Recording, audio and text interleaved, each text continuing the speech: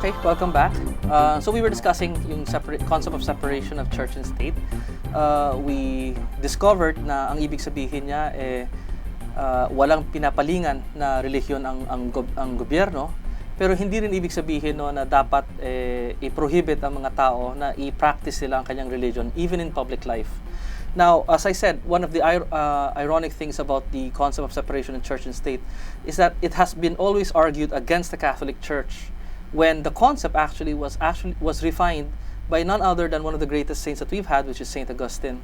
Why, David? What did Saint Augustine actually say about this concept?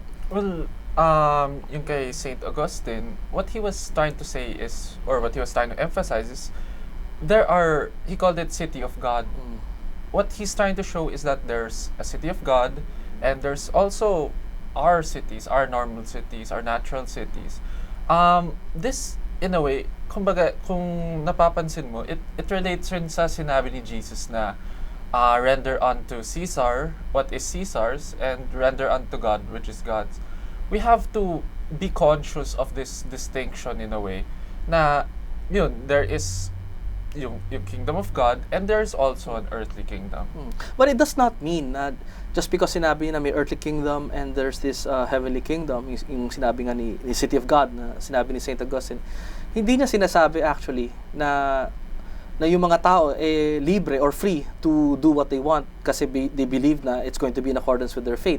And I think ang dapat pa rin gawin is, as I think also taught to us in the Bible or in the scriptures, is that may duty rin tayo na sumunod sa ating gobyerno, lalong-lalo na kung yung mga batas niya sang-ayon sa tinatawag nating natural law. We'll be discussing natural law in a different episode, but in essence, that is essentially what is St. Augustine coming to. Now, Buboy, yung Bill of Rights natin, particularly Article 3 that you mentioned with regard to the non-establishment clause and the non-discrimination, this, as we know, came from the American Constitution. Could you tell us a background on what happened and why is it that we had this provision that was handed down to us from the Americans? Ano ba yung background or history nito? Gaya nga ng sabi natin kanina, iniiwasan lang po, magkaroon nga ng isang reliyon ang gobyerno. Ayaw kasi nila, well, it came from, yun nga, nangyari way back sa London, sa England, and then it was transferred in the US, na ang nangyayari nga is, ginagamit ang reliyon ng Estado para sa pagkontrol sa mga tao. Which is, hindi maganda rin ng dahil nga, nagagarantiya tayo ng free exercise ng sarili mong paniniwala sa Diyos. Well, and ang isa pang interesting thing, lalo na nung nagbabasa tayo about this topic, is that nung unang ginagawa ng Amerika, yung kanilang constitution, and they came up with later on yung kinatawag na First Amendment, which is yung right to religion. Isang thing na na-discover ko is that the reason why they set up yung non-establishment clause, the reason why they set up the fact na kailangan walang religion yung United States, is because of the fact that they do not want to trample on the state rights. Because each and every state daw, nung panahon ng American Revolution, may kanya-kanya ng state religion na fina-fund mismo ng state at the state level. And that is why they did not want to set up a United States church, is for the purpose kasi na ayaw ng pakilaman yung religion at the state level. So I think bottom line, ang picture na nakukuha natin sa usapan na to is that we do not interpret yung separation of church and state na hindi natin pwedeng i-practice yung religion or dapat nating ihiwalay ang religion sa usapang pampubliko. Kumbaga, dapat pa rin makihalo or mag-participate ang ating paniniwala or kung ano may faith natin in our public lives or public discussions. And I think that's very clear so far. But now the question is, how come people have this vastly different interpretation of the concept of separation of church and state? And in my reading so far, I think one person that has been heavily blamed for this is si President John Kennedy of the United States. Why? What happened ba with John Kennedy? Can anybody please tell us with that? With Kennedy kasi, based on what is out there, when he was running for president, and he was the first realistic Catholic candidate for president.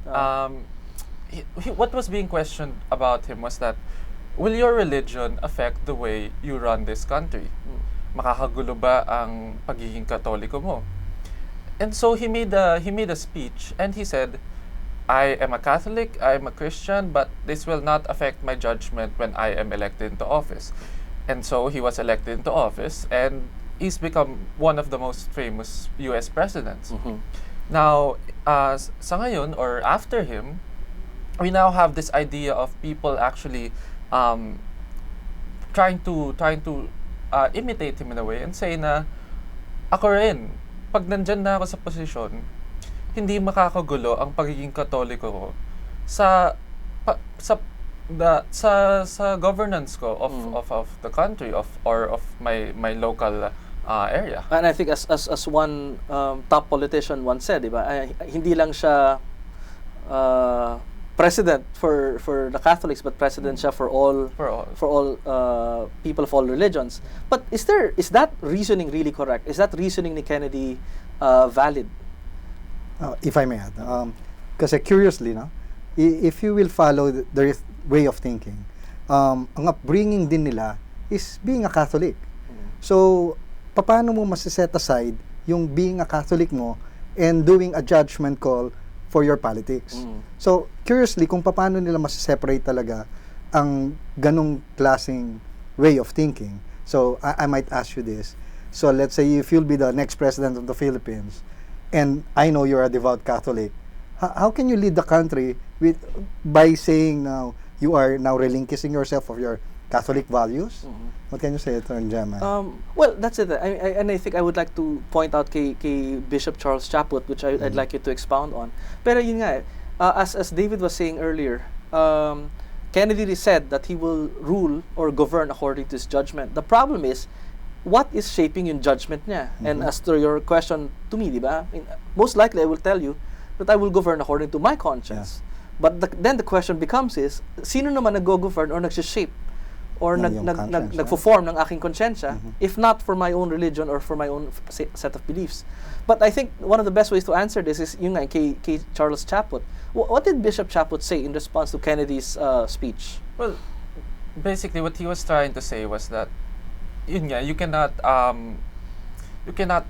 fully separate it, yung pagiging Katoliko and or whatever religion for that matter, because as Attorney Buboy was pointing out, it's the way you were brought up. Kumbaga bata ka pa lang, yun na yung paniniwala mo, naka-influensya siya sa buhay mo, lumaki ka, yun na rin yung mga iniisip mo na yun yung basihan mo kung ba't mo ginagawa ito yung para sa akin tama, ganun ako pinalaki.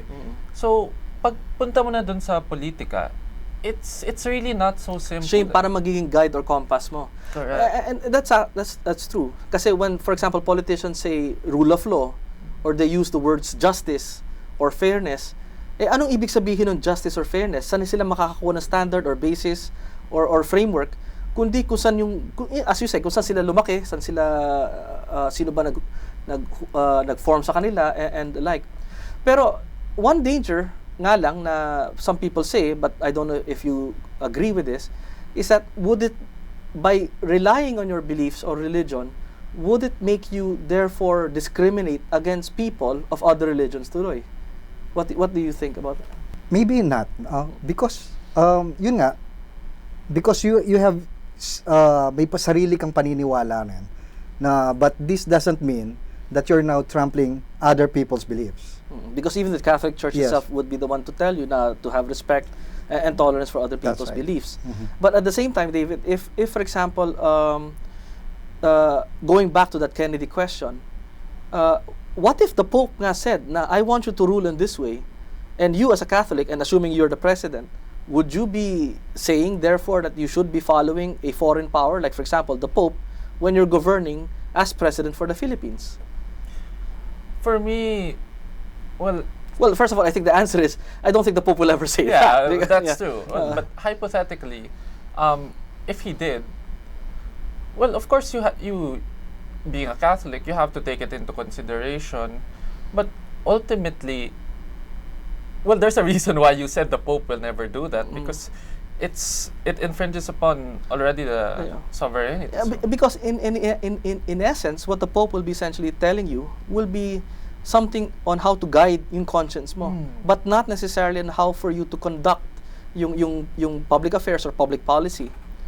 In the same way, for example, when the Pope issued yung Caritas and Veritate, some people read it as a public policy statement, when actually it is not. It is more or less a statement on how to approach public policy in the spirit of charity. So that's it. I think ang interesting thing sa discussion na to is that we've discussed ano ba yung concept ng separation of church and state, and then why is it that how President Kennedy was able to, in a way, mislead a lot of people into believing that the separation of church and state concept is different from it actually is. In the next portion of our show, we'll be essentially discussing how is the concept of religion should be played out properly in our public lives, not only actually public lives, but in private lives as well. And particularly in all the issues that we've had confronting the Philippines, particularly, of course, yung sa contraception and the issues of divorce and same-sex marriage. We'll be right back. Hope you'll join us then.